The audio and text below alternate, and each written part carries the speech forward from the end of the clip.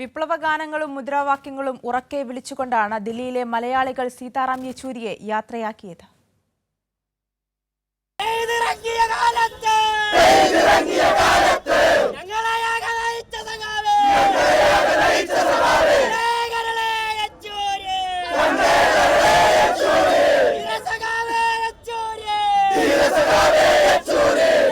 സീതാറാം യെച്ചൂരിക്ക് ആവേശകരമായ രാഷ്ട്രീയമായ യാത്രയയപ്പാണ് ദില്ലി നൽകിയത്. ആ യാത്രയയപ്പിലേക്ക് നമ്മുടെ രാജ്യത്തിൻ്റെ നാനാഭാഗത്തു നിന്നും മനുഷ്യരിങ്ങനെ വരുന്നത് കാണാമായിരുന്നു. അതിനിടയിലാണ് മലയാളികൾ മുദ്രാവാക്യം വിളികളുമായി വിപ്ലവഗാനങ്ങളുമായി ഒക്കെ സീതാറാമിനെ ഓർത്തുകൊണ്ട് ആ യാത്രയയപ്പിൻ്റെ സമയത്തിന് ഏറ്റവും വലിയ രാഷ്ട്രീയ സമീപനത്തോടെ മലയാളികൾ അവിടെ ഒത്തുചേർന്നത് കണ്ടപ്പോഴാണ് അവരോടൊന്ന് സംസാരിക്കണം എന്ന് തോന്നിയത്. അവർ വിപ്ലവഗാനങ്ങളൊക്കെ പാടി ഇങ്ങനെ വളരെ ആവേശത്തോടെ നിൽക്കുന്ന ഒരു സമയം വേർപാടിൻ്റേതാണ്. സീതാറാം വിട്ടുപോയിരിക്കുകയാണ്. പക്ഷേ വിട്ടുപോയുമ്പോഴും അദ്ദേഹം അവശേഷിപ്പിച്ചൊരു രാഷ്ട്രീയം നിങ്ങളെയൊക്കെ എങ്ങനെയാണ് സ്വാധീനിച്ചിട്ടുള്ളത്? അങ്ങനെ ഒരുപാട്, പ്രത്യേകിച്ച് ദില്ലിയിൽ അദ്ദേഹം അത്ര വലിയൊരു സ്വാധീനം തന്നെയായിരുന്നു ഇവിടുത്തെ ഒരു യൂത്തിനിടയിൽ, രാഷ്ട്രീയമായി ചിന്തിക്കുന്ന മനുഷ്യരുടെ ഇടയിൽ. അതേക്കുറിച്ചൊന്ന് കേൾക്കാൻ ഒരു ആഗ്രഹമുണ്ട്. അല്ല, യെച്ചൂരിയെ സംബന്ധിച്ചിട്ട് യെച്ചൂരി നമുക്ക് അവസാനം ഒരു പ്രതീക്ഷയാണ്. ഏത് പ്രതിസന്ധി ഘട്ടത്തിലും സഖാവ് സീതാറാം യെച്ചൂരിയെ പോലൊരു മനുഷ്യൻ നമ്മുടെ കൂടെ ഉണ്ടാവും എന്നുള്ളൊരു ഉറപ്പ് ഈ നാടിനകത്തെ മുഴുവൻ മനുഷ്യർക്കും ഉണ്ടായിട്ടുണ്ട്. അത് വിദ്യാർത്ഥികൾക്കാണെങ്കിലും യുവാക്കൾക്കാണെങ്കിലും മറ്റു തൊഴിലാളി വർഗ്ഗം. പഠിക്കുവാണോ? അത് ഞാനിവിടെ അംബേദ്കർ യൂണിവേഴ്സിറ്റിയിൽ പഠിക്കുകയാണ്. അപ്പോൾ നമ്മൾ യൂണിവേഴ്സിറ്റിയായിട്ട് ബന്ധപ്പെട്ടുള്ള പ്രശ്നങ്ങളാണെങ്കിൽ പോലും യെച്ചൂരി സഖാവിനെ നമുക്ക് സെൻട്രൽ കമ്മിറ്റി ഓഫീസിൽ പോയി കാണാൻ കണ്ടിട്ടുണ്ടോ? അങ്ങനെ കണ്ടിട്ടുണ്ട്. സംസാരിച്ച് നിങ്ങൾ പറഞ്ഞ പ്രശ്നമൊക്കെ ക്ഷമയോടെ കേട്ടിരുന്നു. അതിൻ്റെ എല്ലാ വശങ്ങളും പറഞ്ഞു തന്ന് എങ്ങനെയാണ് നിങ്ങളുടെ ആവേശത്തെയും തിടുക്കത്തെയൊക്കെ നിയന്ത്രിച്ചും അല്ലേ, പരിഹാരം പറഞ്ഞു. SFIയുടെ ഒരു സമ്മേളനത്തിനകത്ത് പറഞ്ഞിട്ടുണ്ട്, SFI എന്ന് പറയുന്ന കമ്മിറ്റിയിൽ നിന്ന് സഖാവ് പിരിഞ്ഞിട്ടുള്ളൂ, SFIയിൽ നിന്ന് ഒരിക്കലും പിരിഞ്ഞിട്ടില്ല. ആ ആവേശ സഖാവ് എപ്പോഴും എല്ലാ സമയത്തും SFI സഖാക്കൾക്കിടയിൽ. ഞാനിന്നലെ അത് JNU നേരിട്ട് കണ്ടയാളാണ്. അതായത് പഠിക്കണ കാലത്ത് അവർക്കൊപ്പം ഉണ്ടായിരുന്ന ഒരു സുഹൃത്ത് വിട്ടുപിരിയുമ്പോൾ, ആ കാലത്ത് വിട്ടുപിരിയുമ്പോൾ ഉണ്ടാകുന്ന ഒരു പെയിൻ ഉണ്ടല്ലോ, അതുപോലെയായിരുന്നു ഈ മനുഷ്യൻ, ഈ നേതാവ് വരുമ്പോൾ അവിടുത്തെ ആ ഒരു സമൂഹം എത്തിയിട്ട്. യെച്ചൂരി എന്ന് പറയുന്ന ഒരു അനുഭവത്തെക്കുറിച്ച് ദില്ലിയിൽ ജീവിക്കുന്ന മലയാളികളുടെ നിങ്ങളുടെ അനുഭവത്തിൽ നിന്ന് ക്യുക്കായിട്ട് ചിലതറിയാൻ ആഗ്രഹമുണ്ട്. യെച്ചൂരി അദ്ദേഹം പറഞ്ഞത് തന്നെയാണ്, ഹിന്ദുത്വ അജണ്ടയെ കൃത്യമായിട്ട് സീതാറാം, എൻ്റെ പേര് സീതാറാം എന്നുള്ള ഒരു എക്സാമ്പിൾ വെച്ചിട്ട് തന്നെ പറഞ്ഞത്. അത്രയും സിമ്പിളായിട്ട് എല്ലാവർക്കും മനസ്സിലാവുന്ന രീതിയിൽ ഈ ഹിന്ദുത്വ അജണ്ട വരച്ച് കാട്ടാൻ പറ്റുന്ന ഒരു നേതാവ്, അദ്ദേഹത്തിൻ്റെ ആദർശങ്ങളുമായിട്ട് എല്ലാവരും മുന്നോട്ട് പോകുന്നുള്ളത് തന്നെയാണ് പ്രതീക്ഷ. ഈ ഒരു വിയോഗം, ഇതൊരു വേർപാട് നമുക്ക് ദുഃഖമുണ്ടാക്കുന്നുണ്ടെങ്കിലും അദ്ദേഹത്തിൻ്റെ ആദർശങ്ങളും അദ്ദേഹം ഉയർത്തിപ്പിടിച്ച മുദ്രാവാക്യങ്ങളും പിന്തുടർന്നുകൊണ്ട് ഒരുപാട് പേരുണ്ടായിരിക്കും എന്നുള്ളത് തന്നെയാണ് നമ്മുടെയൊക്കെ പ്രതീക്ഷ.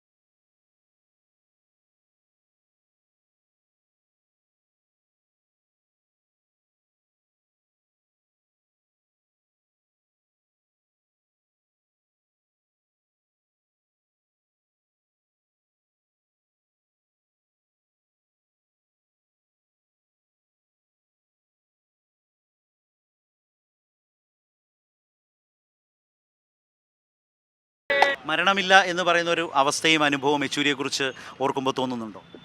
അതെ, അദ്ദേഹത്തിൻ്റെ ഊർജ്ജം, ഈ കാണുന്ന ഒരു കൂട്ടം യൂണിവേഴ്സിറ്റി കുട്ടികൾ നമ്മുടെ കൂടെ ഇന്നുണ്ടായിരുന്നു. അവരതിനെ മുമ്പോട്ട് കൊണ്ടുപോകുന്നു ഞങ്ങൾ വിശ്വസിക്കുന്നു. ഞങ്ങളൊക്കെ കൂടെ ഉണ്ടാവും. ആ ഒരു ലക്ഷ്യത്തിലേക്ക് നമ്മളൊക്കെ കൂട്ടായി മുന്നോട്ട് പോകും തന്നെയാണ് പറയാനുള്ളത്. ഇന്ന് രാജ്യത്തെ ഏത് പ്രതിസന്ധി ഘട്ടത്തിലും, പാർട്ടിയുടെ മാത്രം ഇന്ത്യയിലെ ഏത് പ്രതിസന്ധി ഘട്ടത്തിലും കൃത്യമായിട്ടുള്ളൊരു മറുപടി രാജ്യസഭയിലായാലും ഇന്ത്യൻ രാഷ്ട്രീയത്തെ കൊടുത്തൊരു നേതാവാണ് സീതാറാം യെച്ചൂരി. അദ്ദേഹത്തെ മാതൃകയായി എടുത്ത് ഇനിയും നേതാക്കൾ ഉയർന്നു വരേണ്ടതുണ്ട്, അല്ലെങ്കിൽ വരേണ്ടതുണ്ട് നമ്മുടെയൊക്കെ മുമ്പിലേക്ക്, അല്ലേ? തീർച്ചയായും യെച്ചൂരി എന്ന് പറയുമ്പോൾ ഇപ്പോൾ നേരത്തെ പറഞ്ഞതുപോലെ അത്രയും ശക്തമായിട്ട് വർഗീയ ഫാസിസ്റ്റ് രാഷ്ട്രീയം ഇന്ത്യ എന്ന ആശയത്തെ തന്നെ കാർന്നുകൊണ്ട് നിന്നുകൊണ്ടിരിക്കുന്ന ഒരു കാലഘട്ടത്തിലൂടെ ഒരുപക്ഷെ ഡൽഹിയിൽ അതിൻ്റെ തലസ്ഥാന നഗരിയിൽ ജീവിക്കേണ്ടി വന്ന മനുഷ്യർക്ക് നമുക്ക് കുറച്ചുകൂടി അനുഭവവേദ്യമായിരുന്നു അതിൻ്റെ ഒരു ഇടപെടലുകൾ. അപ്പോൾ ആ തരത്തിലുള്ള സമയത്ത് ഒരുപക്ഷെ എനിക്കൊക്കെ നേരിട്ട് അനുഭവപ്പെട്ട യെച്ചൂരിയുടെ സമര പോരാട്ട വീര്യം എന്ന് പറയുന്നത് അനുഭവം എന്തായിരുന്നു?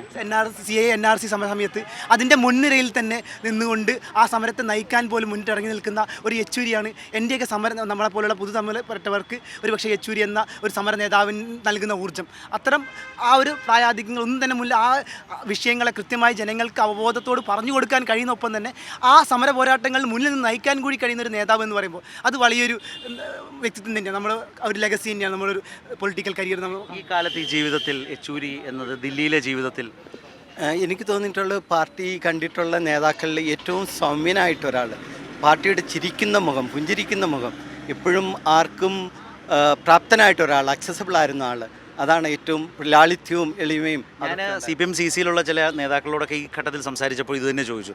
ഏത് പ്രതിസന്ധി ഘട്ടത്തിലും സഖാവ് ദേഷ്യപ്പെട്ട് കാണുന്നില്ല, അക്ഷോഭ്യനാണ് എന്ന് പറയുന്ന ഒരു അനുഭവം. പ്രത്യേകിച്ച് ദില്ലിക്കാർ, നിങ്ങളൊക്കെ കുറേ കൂടി നേരിട്ട് അദ്ദേഹത്തെ എപ്പോഴും കാണാൻ അവസരമുള്ള ആളുകളാണ്, കണ്ടിട്ടുള്ളവരാണ്. അത് നിങ്ങൾക്കും പല പല പല പ്രതിസന്ധിയിലും നമ്മളാകെ കൂടെ ബേജാറായിട്ടോ അല്ലെങ്കിൽ വളരെ ടെൻസ്ഡായിട്ടോ ചൂട് പിടിച്ചോ ഒക്കെ ആയിരിക്കും ചെന്ന് കയറുന്നത്. പക്ഷേ അവിടെ കൂളായി പ്രശ്നത്തെ ഹാൻഡിൽ ചെയ്യുന്നൊരു യെച്ചൂരി എന്നുള്ളതാണോ ഒരു അനുഭവത്തിൽ നിന്ന് പറയാൻ പറ്റുന്നത്? അത് പുള്ളി പ്രതികരിക്കുമ്പോഴാണെങ്കിലും കോൺട്രവേഴ്സി ഒന്നും കൂടാതെ കാര്യങ്ങളെ കൈകാര്യം ചെയ്യാനുള്ള പക്വത കാണിക്കുന്ന ഒരു നേതാവ്, അങ്ങനെ ഒരു നേതാവിനാണല്ലോ എപ്പോഴും നമ്മൾ ആഗ്രഹിക്കുക. അസാമാന്യമായ കണ്ടന്റുള്ള മനുഷ്യനായിരുന്നു.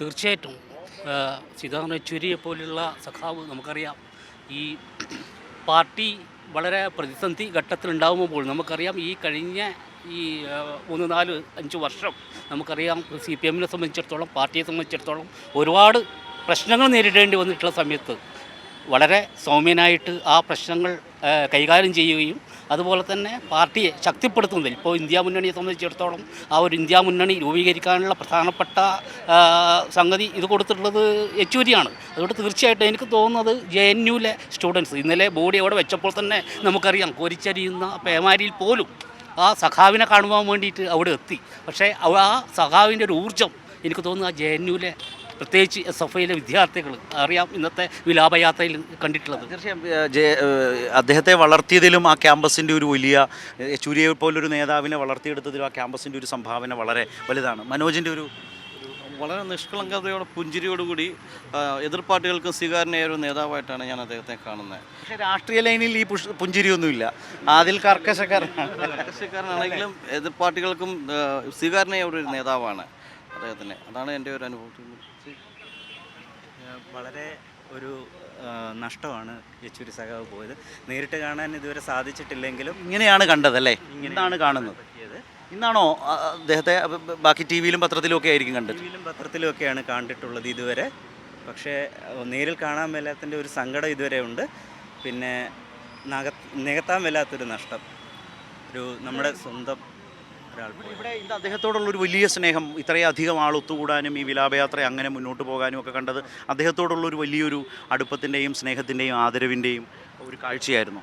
തീർച്ചയായിട്ടും ജനങ്ങളുമായിട്ട് ഇത്രയും ബന്ധപ്പെട്ട് നിൽക്കുന്ന, രാഷ്ട്രീയ മത യാതൊന്നും നോക്കാതെ ജനങ്ങളുടെ പ്രശ്നങ്ങളുമായിട്ട് ബന്ധപ്പെട്ട് നിൽക്കുന്ന ഒരു നേതാവിനെയാണ് നമുക്കിന്ന് നഷ്ടമായത്. ഞാൻ ഇന്ത്യൻ കോഫി വർക്കേഴ്സ് കോഓപ്പറേറ്റീവ് സൊസൈറ്റിയുടെ സെക്രട്ടറി ആയിട്ട് ഡൽഹിയിൽ ഉള്ളപ്പോൾ കനാട്ട് പ്ലേസിലെ കോഫി ഹൗസ് അടയ്ക്കാനുള്ള ഉത്തരവ് വരുന്ന സമയത്ത് എന്ത് ചെയ്യുമെന്നുള്ളൊരു ചിന്ത വന്നു. ആ സാഹചര്യത്തിലാണ് ഞാൻ സീതാറാം യെച്ചൂരി സഖാവിനെ ആദ്യമായിട്ട് ഞങ്ങളുടെ കമ്മിറ്റി വന്ന് കാണുന്നത്. കണ്ടപ്പോൾ സഖാവ് അതിനനുസരിച്ച് ആരെല്ലാം വിളിച്ച് ആ കോഫി ഹൗസ് അടക്കാതിരിക്കാൻ എന്തെല്ലാം ചെയ്തു തരാമോ അതെല്ലാം ചെയ്തു തരാൻ ആ ഒരു 7-8 മന്ത്രിമാരെ തന്നെ വിളിച്ചു.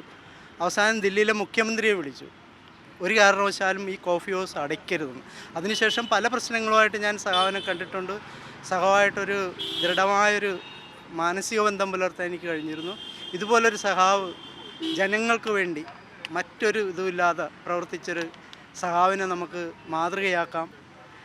എന്നും ഒരിക്കലും മറക്കാത്ത, മരണമില്ലാത്തൊരു സഖാവായി യെച്ചൂരി നമ്മുടെ ഒരാവശ്യം, ശരിയായ ഒരാവശ്യം വരുന്ന ഏതു മനുഷ്യനും രാഷ്ട്രീയം നോക്കാതെ ചെന്ന് പറയാൻ ഒരിടമായിരുന്നു എന്ന നിലയിലൊരു യെച്ചൂരി ആണോ?